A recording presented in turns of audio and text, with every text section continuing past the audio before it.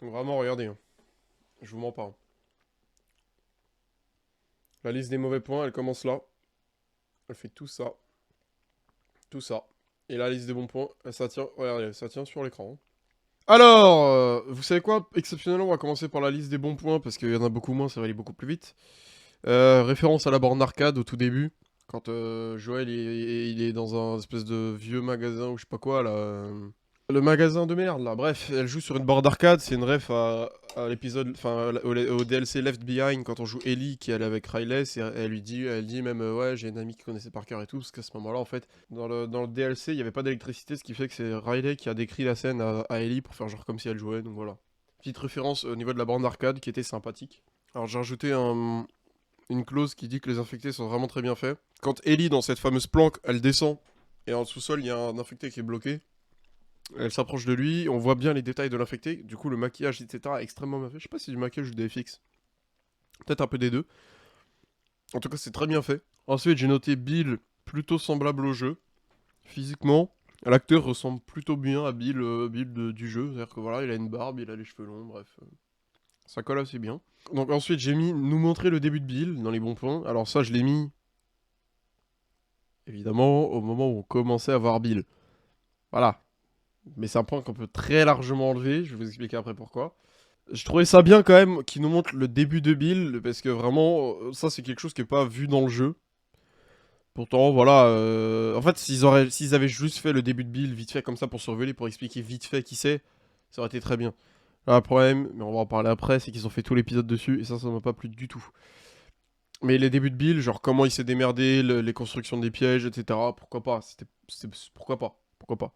Bill est assez fidèle jusqu'à sa rencontre avec Frank. C'est-à-dire que Bill, jusqu'à ce qu'il rencontre Frank, c'est assez fidèle avec ce à quoi peut ressembler Bill et ce à quoi, voilà. Genre en fait dans le jeu Bill c'est quand même quelqu'un qui est très solitaire, survivaliste et qui se démerde tout seul et etc. Bref. Ça, dans la série, ils l'ont bien fait aussi, jusqu'à ce qu'ils rencontrent Frank, évidemment. Là, dans l'épisode 3, Neil Druckmann, du coup, le créateur du jeu, n'était pas co-réalisateur, hein. Il n'était pas crédité dans le jeu. Enfin, dans l'épisode, j'ai regardé. Clocklox peut confirmer, j'ai regardé les crédits, il n'est pas crédité. Donc, c'est-à-dire qu'il n'a pas bossé sur l'épisode 3. C'est-à-dire que Neil Druckmann a bossé sur l'épisode 1 et 2, qui sont plus fidèles, même s'il y a des choses qui ont été changées. Et l'épisode 3, il n'a pas bossé dessus, apparemment. Joël qui dit ses règles à Ellie, c'est très fidèle. Alors, je cite. Quand il lui dit on parle pas de Tess, jamais, et d'ailleurs, on parle pas de notre passé. Ensuite, il demande à Ellie, il lui dit c'est compris? Elle dit oui, il lui dit répète. Ok? Ça, c'est très fidèle mot pour mot. Quand il lui dit tu parles à personne de ta morsure, c'est très fidèle. Parce qu'il risque de te tuer, machin, bref. Très fidèle au jeu. Quand il dit tu fais ce que je te dis quand je te le dis, c'est très fidèle au jeu. C'est exactement ce qu'il lui dit, mot pour mot. À la différence que Ellie, dans la série, a dit tes désirs sont des ordres. Dans le jeu, elle lui dit, quand Joël lui dit répète, au lieu de lui dire tes désirs sont des ordres, elle lui dit je suis tes ordres. Voilà, c'est du détail. Là, ils ont décidé de pas dire la même chose que dans le jeu. Bon, bref. Mais sinon, globalement, l'échange est bien respecté, sauf que le problème, c'est qu'il n'intervient pas au bon moment. C'est-à-dire que là, normalement, ça, c'est un échange qu'ils auraient dû avoir soit à la fin de l'épisode d'avant, soit au début de cet épisode-là, parce que ça survient juste après l'histoire du Capitole, en fait. Ce dialogue dans le jeu. On va pouvoir passer au mauvais point. Rapide les bons points. Ah bah ouais, mais en même temps, qu'est-ce que tu veux dire? Et en soi, même les mauvais points, hein. Même les mauvais points, hein, ça pourrait prendre 5 minutes. Pourquoi? Parce que pour moi, l'épisode se résume en 5 minutes. Pour moi, l'épisode ne dure que 5 minutes en fait. Pourquoi? Parce que tout le passage avec Frank et Bill, il ne sert à rien. Il ne sert à rien du tout. À rien. Il ne fait pas avancer il fait pas avancer la série. Il sert à rien. C'est un épisode à vide. Je suis désolé. Moi, là, le jeu, l'histoire n'a avancé que 5 minutes dans l'épisode. C'est tout.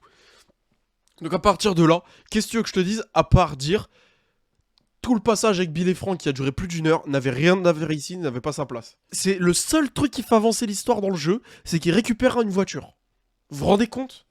1h15 pour au final avancer de juste on a récupéré une voiture. Bref, c'était nul à chier. Donc déjà de base, l'épisode ne dure que 5 minutes. L'histoire n'avance que pendant 5 minutes de tout l'épisode. Tout le moment avec Frank et Bill ne sert à rien, n'avait pas sa place. Ok. Donc à partir de là, dans les mauvais points, j'ai juste à dire, ça n'avait rien à foutre ici, ça n'est pas comme dans le jeu, point barre. Fin des mauvais points. Voilà. Si honnêtement, on développe sur la série, vraiment sur l'histoire, sur machin, voilà, ça s'arrête là. J'ai rien d'autre à dire. En vrai, j'ai rien d'autre à dire. Qu'est-ce que vous voulez que je dise? Maintenant, je vous ai montré la liste des mauvais points, parce que du coup j'ai quand même noté, parce qu'en fait, à partir de là, tout ce qu'il y a dans ce lapsus, dans cette séquence, entre Frank et Bill, bah c'est que du négatif au final. C'est que, et d'ailleurs, si je dis pas de conneries, j'ai noté aucun bon point pendant cette séquence. Hein. C'est même pas une blague. Dans les bons points, il n'y a pas un seul bon point dans cette séquence. Les seuls bons points, c'est quand on est avec Joel et Ellie. Et je viens de m'en rendre compte, hein. Je viens de m'en rendre compte, c'est même pas fait exprès. Hein. C'est dire à quel point tout ça, c'est poubelle. Tout. Il y a rien à garder, rien. Rien. Vous voyez, le dernier bon... J'ai mis... Donc, le dernier bon point avant d'arriver à la grosse session avec Bill et Frank, c'est... Bill est assez fidèle jusqu'à sa rencontre avec Frank. Donc là, c'est là où ils se rencontrent les deux. Ensuite, s'enchaîne toute la séquence avec Bill et Frank. Et le bon point qui arrive après, c'est... Le pick-up ressemble au jeu. Donc c'est quand Joel et Ellie prennent le pick-up pour se barrer. Vous voyez? Donc je vous mens même pas. Hein. Ellie qui vole une arme, pas d'accord. T'inquiète, t'inquiète. C'est noté dans les mauvais points, vous en faites pas. Vous allez trop vite, là. Vous allez trop vite en besogne. Donc, comme d'habitude, on repart au tout début du film, ok? Et cette fois-ci, on fait les mauvais points. Mauvais point, le magasin là, ou je sais pas quoi, Emberlands Farm. Ça sort d'où? Pourquoi? Qu'est-ce que c'est? Il y a pas ça dans le jeu. Ok, ça n'existe pas. Donc bon, ils ont voulu le rajouter. Soit. Ce qui me dérange vraiment, c'est que ils mettent en contexte que Joel a planqué des trucs dedans. Non, Joel n'a jamais rien planqué dans cette partie-là, hein, vraiment. La seule planque qu'il a, Joel, c'est à... C'est pas à Boston, c'est où? C'est à... Non, c'est pas Seattle, c'est quoi? Bon, j'ai oublié la ville du début, là. C'est dans la ville du début, c'est là qu'il a une planque. Tout le reste, après, il a pas de planque, Joel. Il a pas de planque dans le jeu. Pas d'autres planques. Donc ça m'a pas plu. Ça m'a pas plu. On enchaîne tout de suite avec un point que vous avez relevé tout à l'heure. Ellie qui s'approche d'un infecté coincé et qui le taillade. C'est débile. Déjà de 1, c'est pas Ellie, parce que Ellie n'est pas sadique, comme on l'a dit plus tôt. Ça n'apporte rien, à part donner un caractère sadique à Ellie, honnêtement. Ça n'apporte rien. Elle lui fait une taillade au front, on voit vite fait des champignons en dessous, un truc comme ça. Après, elle le plante. Ça n'a aucun sens. Aucun. J'ai noté que les explications du début de l'infection étaient bancales. C'est un peu... je sais pas, c'est... On sait pas trop. Il y en a qui disent parce qu'ils ont mangé ça, mais voilà. Ah, donc ça va, ça me rassure, c'est pas les singes. Enfin, je sais pas, c'était bizarre. Comment c'était tourné, c'était bancal. C'était bancal. Joël qui dit que... qu'il fallait genre, par exemple, manger de la bouffe contaminée plusieurs fois avant d'être vraiment infecté et de commencer à avoir des symptômes. Je trouve ça bizarre parce qu'en tant que parasite, faut être plusieurs fois en contact avec le parasite. Non. Normalement, t'es en contact une fois avec le parasite. Allez, terminé, tu vois, c'est bon. Il est en toi, c'est fini, tu vois. Non, mais enfin bon, bref, je trouvais ça un peu bancal. Puis ça, c'était le côté, ouais, plusieurs jours après, il y a des gens qui ont commencé à se plaindre. D'autant que, mettons, ça peut être dans la farine, comme on disait au début, dans l'épisode 2. Ça peut venir dans la farine, ça peut être, je sais pas, un champ qui est en contaminé. Donc voilà, et après, ça s'est fait par morsure, par machin. Ça peut être ça. Mais honnêtement, à l'heure actuelle, au temps où nous vivons maintenant, avec la mondialisation, avec les supermarchés, s'il y a une infection, enfin une bactérie, un parasite, appelez ça comme vous voulez, qui se transmet via la bouffe qu'on achète en supermarché, mais tout le monde est contaminé, tout le monde. C'est obligé. Enfin, je veux dire, il y aurait beaucoup plus de gens contaminés que de gens pas contaminés. Surtout que dans la vraie vie, il suffirait d'une fois, et pas de manger plusieurs fois pour être contaminé, comme il l'a dit. Bref, j'ai trouvé ça bancal. Je trouvais ça très bancal, l'explication. Un point qui m'a choqué, c'est Ellie qui dit mec. Pardon? Je vous jure, j'ai cru que j'ai halluciné quand je l'ai entendu. Elle le dit deux fois dans le film, si j'ai pas de conneries. Dans la série, elle le dit 2 fois. 2 fois, elle appelle Joel mec. Mais ça sort d'où? Ça sort d'où? Depuis quand Ellie, elle dit mec? Vous allez me dire, c'est un détail, peut-être. Mais je sais pas, moi venant d'Ellie, ça me fait bizarre. Non? C'est quoi la prochaine étape? Genre, Ellie, elle crie ah quand elle voit les infectés? La ville de Bill, elle ressemble pas du tout au jeu, mais rien, y a rien en commun, rien. Rien. Dans le jeu, C'est une vraie ville. C'est vraiment une ville, voilà, il y a beaucoup de bâtiments et machin. Et pas un vieux village. Et dans le jeu, Bill, il a piégé plein de rues, des machins, il a bloqué des rues, fait des contournements, machin, un peu un labyrinthe en fait. Là, dans le jeu, dans la série, c'est juste un village où il a délimité avec un carré, et basta. Donc non, ça ressemble pas du tout, mais alors pas du tout. Et autre truc, parce que je l'ai pas noté là, donc je le rajoute, la maison de Bill, c'est débile aussi, hein. Enfin, sans mauvais jeu de mots. Parce que si je dis pas de conneries, Bill, il vit pas dans une maison, hein. Bill, il vit dans une église, hein. Sa base, c'est une église. Ça, c'est les sous-sols d'une église. C'est pas une maison, en fait. Alors, on va faire une petite pause 2 secondes, parce que là, on va attaquer des gros morceaux qui m'ont donné des envies meurtrières. Donc là, déjà, on va attaquer un gros point. Bill qui joue du piano et qui chante. Non. Juste non, en fait, j'ai non. Non, non, non, non, j'ai juste rien d'autre à dire que non, parce que je suis désolé, mais ça c'est pas Bill. Encore une fois, ils ont décidé d'enculer les personnages, les caractères des personnages. Ce n'est pas Bill. Bill, quelqu'un de aigri. Il est aigri, il est désagréable, il est renfrogné, il est seul, il est solitaire, il est survivaliste, il est violent, il est pas là à jouer du putain de piano et à chanter. Je suis désolé, non. Ensuite, et là, je vais essayer de rester calme. Bill et Frank qui s'embrassent. Alors, je vais vous lire littéralement ce que j'ai écrit, parce que c'est littéralement ce que j'ai écrit au moment où la scène se déroulait. Bill et Frank qui s'embrassent, la putain de sa mère la pute. Pourquoi autant de gros mots? Parce que qu'on soit bien clair. Moi, je m'en bats les couilles. Que ce soit un homme ou un homme, j'en ai rien à branler. Ok, je veux dire, il pourrait très bien, voilà. À partir du moment où c'est dans le scénario, mettons dans le jeu, ils auraient été gays, bah j'aurais rien dit. Dans le jeu, ils sont gays, point. Là, ce qui m'énerve, c'est qu'ils ont fait, encore une fois, c'est comme avec Joël, ils ont décidé de lisser complètement le personnage, parce que je suis désolé, mais c'est comme Joël, il manque de violence, il manque de fermeté, il manque de caractère, je suis désolé, dans le jeu. Voilà, ils sont vraiment, vraiment des, tu vois, c'est des têtes de pioche, Joël et lui. Ils ont vraiment lissé un maximum, ils ont décidé de niquer complètement le jeu, d'en faire un sentimental, de créer une liaison entre Frank et Bill qui n'a jamais existé, jamais, jamais, jamais, jamais. C'est même pas le genre de Bill, parce que qu'on soit bien clair, quand bien même Bill est homosexuel dans le jeu, mais on le sait juste pas. De toute façon, Bill n'est pas sentimental, Bill vit seul, Bill n'a pas envie de se faire chier avec des gens, il vit seul par choix, il préfère être seul. Voilà, enfin bref. Enfin, il fut un temps, Frank, c'était son binôme, certes, mais ça va pas plus loin. Donc là, mais j'avais envie de tout casser, là. Putain, un gros doigt au réalisateur, un gros doigt, vraiment. Ensuite, j'ai noté la romance avec Bill et Frank, au secours, putain, qu'ils aillent tous se faire enculer. Vous voyez comment j'étais en détresse pendant la série? Dans le jeu, tout ce qu'on sait, c'est qu'ils ont été binômes. C'était voilà, ils ont été binômes. C'est tout. C'est tout, ils ont été binômes, après ils se sont engueulés, ils se sont pris la tête et ils ont arrêté de se voir. Enfin, Frank est parti dans son coin, Bill est resté dans son. Enfin, Frank est parti dans son coin de la ville, Bill est resté dans le sien et basta. Donc la romance avec Bill et Frank, donc au secours, putain, qu'ils aillent tous se faire enculer. Parce que putain, mais on s'en bat les couilles, on s'en bat les couilles, on s'en bat les couilles. Putain, mais sérieux, c'est des personnages secondaires dans le jeu, déjà de base. Donc tu veux faire un backstory, ok, mais le fais pas pendant tout l'épisode. Putain, en plus c'est chiant, c'est gnangnan, ça pue la merde. Et ça existe pas dans le jeu, c'est pas fidèle au personnage. Y a rien qui va, rien. Tout est acheté. De toute façon, je vous l'ai dit, tout l'épisode, tu le prends, poubelle. Tu gardes les 5 minutes qui font avancer l'histoire, tout le reste, tu le fous à la poubelle. Ça n'a aucun sens. Aucun sens, ça ne respecte pas du tout le jeu, mais vraiment zéro. Là, c'est pas du pinaillage, c'est que vraiment, ils ont complètement changé. Ils ont pris un virage à angle droit, frère. Encore une fois, dans l'épisode 2, parce que je l'ai monté cet après-midi pour YouTube, je dis, je sais plus de quel défaut je dis, là, je parle, mais je dis que c'est vraiment faire un gros adressé. Ah, c'est la mort de Tess. Je dis que c'est un gros doigt à tous les fans de The Last of Us, mais alors là, c'est quoi? Là, c'est mon poing dans ton cul, là, c'est pas possible.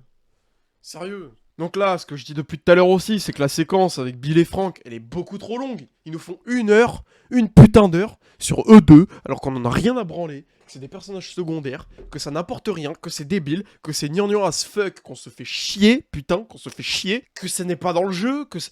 Wow 1 heure là-dessus. Putain. Quand je lis les retours, les gens ont l'air ok, mais parce que les gens sont cons. Parce que les gens sont cons, c'est juste ça.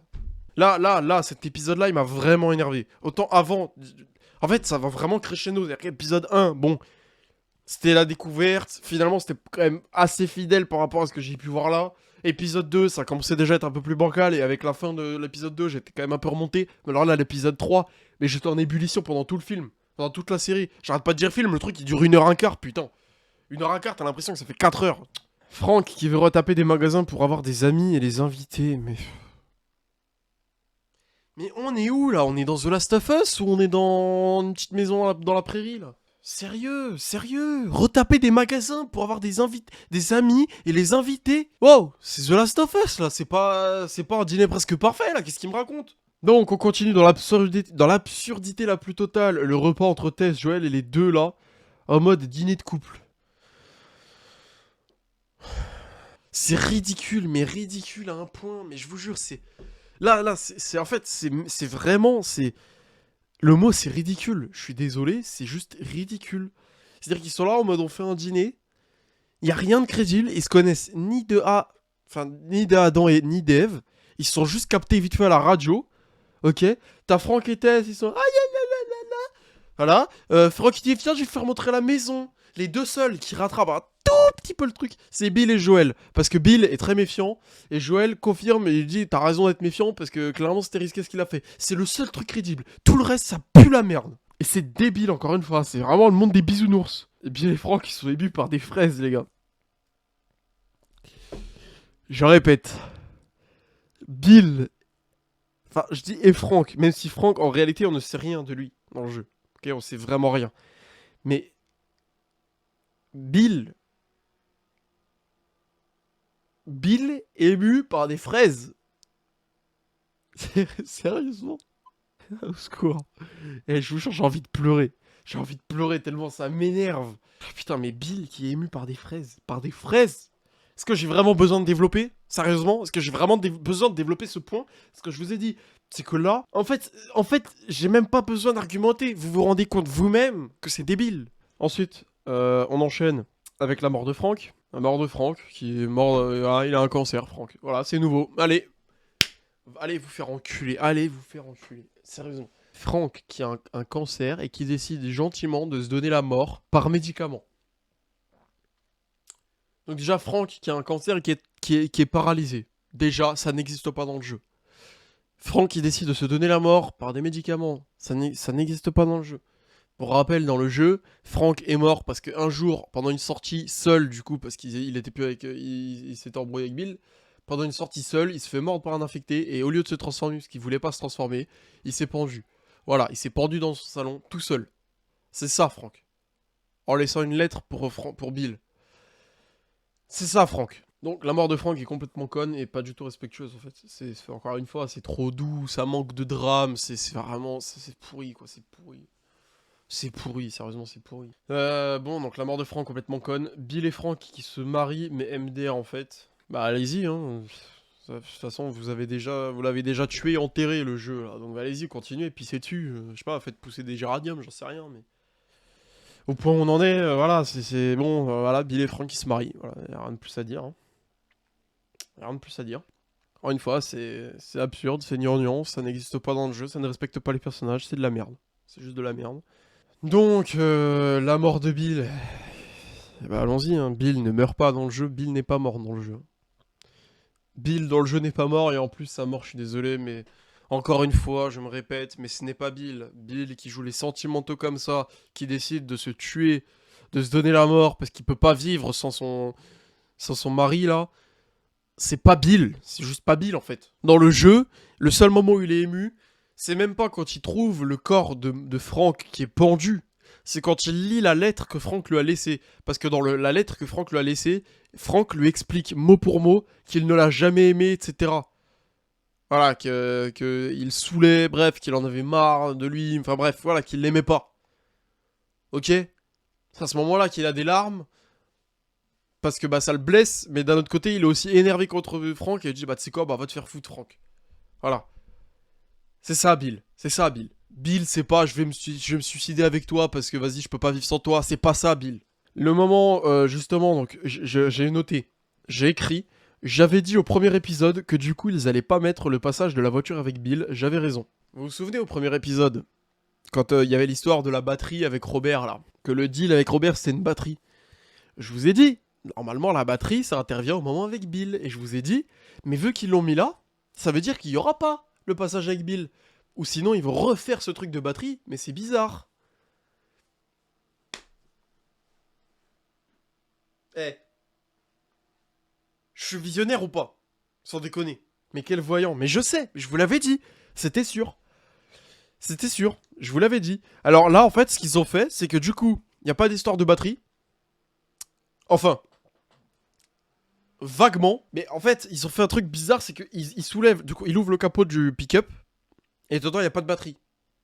Mais du coup, qu'est-ce qu'il fait? Bah, il craft une batterie. Donc, là où je rejoins Skadou, c'est qu'en fait, rendez-vous bien compte, ils ont décidé de faire 1 heure sur Bill et Frank, qui vivent une romance qui n'existe pas, qui pue la merde, qui est gnangnan, qui n'a aucun sens, au lieu de mettre le passage où on traverse toute la ville remplie d'infectés, qu'on affronte un colosse dans un gymnase, qu'on manque de mourir plus d'une fois, tout ça pour récupérer une batterie pour une voiture. Au lieu de mettre ça, non, ils ont fait 1 heure sur 2 personnages secondaires dont on s'en bat les couilles, mais littéralement de leur vie, qui encore une fois est débile et bref, injustifié. Et au final, juste, bah, ils craftent une batterie vite fait de fortune comme ça. Je sais pas, ça. Moi, sincèrement, mais je suis. Enfin, ça m'outre. C'est de la merde. En résumé, en 3 épisodes, Joël, tout ce qu'il a combattu, c'est un mec de la Fedra et un claqueur ennemi. Sérieusement, mais on est où là? On est où, putain? Sérieusement, putain, c'est The Last of Us. C'est The Last of Us. Joël, il s'est battu 3 fois. Même pas, 2 fois, il s'est battu. En 3 épisodes, en 3 heures. Vous vous rendez compte, un peu? Franchement, mais c'est catastrophique. Et en plus de ça, c'est super dommage, parce que les infectés, de ce qu'on a vu, ils les ont super bien fait. Ils sont assez fidèles et tout.